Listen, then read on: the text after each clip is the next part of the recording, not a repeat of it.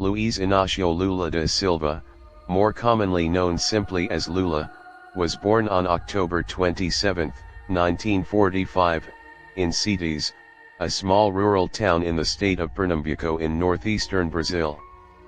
He was the seventh of 8 children born to Aristides Inácio da Silva and Eurídice Ferreira de Melo, often referred to as Dona Lindu.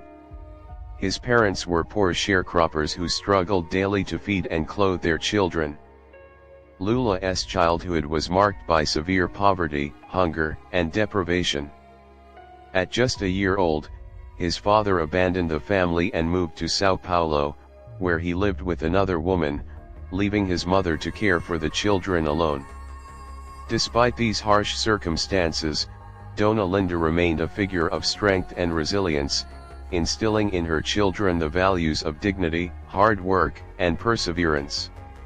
When Lula was 7 years old, his mother decided to move the family to the industrial hub of São Paulo in search of better opportunities. The journey itself was arduous. The family traveled more than 2,000 kilometers in the back of a truck, carrying little more than hope and a few possessions. Upon arrival, life was no easier. They settled in a poor neighborhood, often living in cramped conditions. Lula himself began working at a very young age to help support the household. He worked shining shoes, selling peanuts, and doing odd jobs, all while watching the industrial transformation of São Paulo around him. As a child, Lula had limited access to education. He only completed primary school, and his formal education never went beyond the 4th grade. However, he showed keen intelligence and curiosity, learning about the world through experience rather than through books. His lack of formal education became a defining aspect of his political persona later in life, making him relatable to millions of poor Brazilians who had also been denied opportunities for schooling. His upbringing amidst poverty deeply shaped his worldview, giving him empathy for the marginalized and a strong commitment to social justice. In his teenage years, Lula entered the industrial workforce, first as a delivery boy in a dry cleaning shop and later as a lathe operator in a metalworks factory. At 14, he took a job in a workshop where he suffered an accident that cost him part of his left little finger. This injury was both a personal tragedy and a symbolic marker of his identity as a member of Brazil's working class. His early struggles as a factory worker and his direct exposure to unsafe working conditions, low wages, and exploitation awakened in him a passion for labor rights and justice. Though his education was minimal, Lula pursued training courses offered by the National Service for Industrial Training (SINA), which allowed him to develop his technical skills. These courses expanded his opportunities in the industrial sector and helped him secure more stable employment. During this period, he married Maria de Lourdes, his first wife, who tragically died in childbirth along with their baby. The double loss was devastating for him, but it also hardened his resolve to fight for better conditions for working-class families. It was during the 1960s and 1970s, in the midst of Brazil's military dictatorship, that Lula's life began to take a decisive political turn. He became deeply involved in labor unions, rising to prominence as a leader in the Metalworkers Union of São Bernardo do Campo and Diadema, in the industrial belt of São Paulo. At the time, the unions were some of the few institutions able to challenge the authoritarian regime, though their activities were heavily restricted. Lula initially avoided political activity, preferring to focus on economic demands for better wages and working conditions. However, the worsening economic crisis of the 1970s and rampant inflation convinced him that political engagement was inseparable from the fight for workers' rights. By the late 1970s, Lula had become the most recognizable face of Brazil's labor movement. He organized massive strikes involving hundreds of thousands of workers, directly challenging the military government and the industrial elite. The strikes, although often met with repression, became a catalyst for Brazil's redemocratization process. Lula's charisma, his ability to connect with ordinary people, and his powerful oratory made him a natural leader. Unlike traditional politicians, he spoke in simple, direct language that resonated with the working poor, and his personal story of hardship mirrored their own lives. In 1980, Lula helped found the Partido dos Trabalhadores Workers' Party, or PT, a groundbreaking political movement that brought together trade unionists, intellectuals, activists, and social movements. The PT was committed to social justice, democracy, and a break from Brazil's traditional political elite. Lula quickly became its figurehead.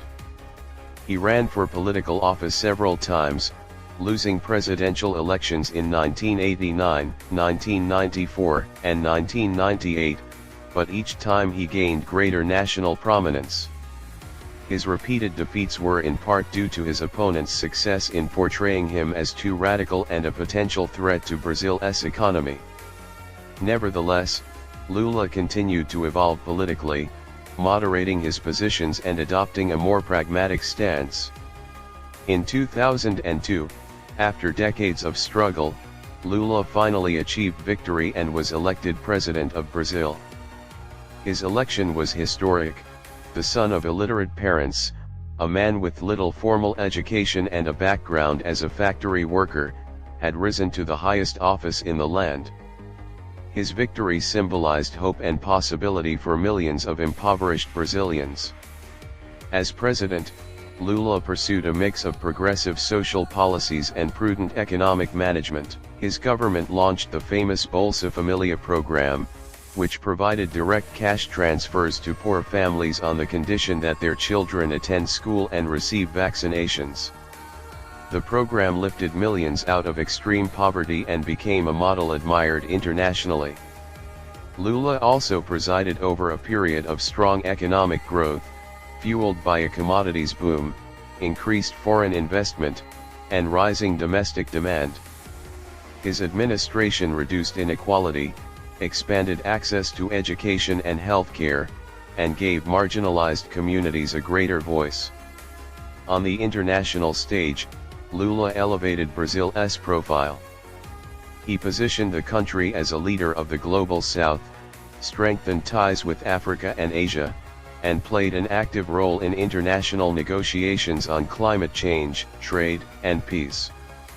His charisma and credibility as a leader who had risen from poverty made him a respected figure worldwide. By the end of his 2 terms in 2010, Lula enjoyed sky-high approval ratings, with many Brazilians crediting him for transforming the country and improving their lives. However, his legacy has also been shadowed by controversy. Although Lula himself was not directly implicated during his presidency, his party, the PT, became embroiled in major corruption scandals, particularly the Mensalão scandal and later the Lava Jato car wash investigation, which exposed massive graft involving politicians and business executives. In 2017, Lula was convicted on corruption and money laundering charges and sentenced to prison. His imprisonment in 2018 shocked the world and polarized Brazilian society. Supporters argued that the charges were politically motivated to prevent him from running for president again, while critics insisted he was part of the systemic corruption that plagued Brazil. Despite his conviction, Lula remained an immensely popular figure among Brazil's working class and poor. In 2021, Brazil's Supreme Court annulled his convictions, ruling that the court that tried him lacked jurisdiction, effectively restoring his political rights. Lula seized the opportunity and ran again for president in 2022, defeating the far-right incumbent Jair Bolsonaro in a fiercely contested election. His return to power, 2 decades after his first presidency, was a dramatic political comeback and underscored his enduring influence in Brazilian politics. Lula's life is a story of resilience, transformation, and contradiction. He is celebrated as a champion of the poor, a leader who gave millions of Brazilians dignity and opportunity, and a statesman who put Brazil on the global stage. Yet he is also criticized for failing to prevent corruption within his party and for the economic challenges that followed the end of the commodities boom. His personal journey from a child of poverty in Pernambuco to a factory worker in Sao Paulo, to a union leader, prisoner, president, and global icon makes him one of the most remarkable figures in modern political history. Even now, Lula da Silva remains a symbol of hope for many and a divisive figure for others. His legacy is one of both triumph and controversy, but there is no denying that he embodies the aspirations and struggles of Brazil's working class, and his life continues to inspire debates about justice, democracy, and leadership not only in Brazil but around the world.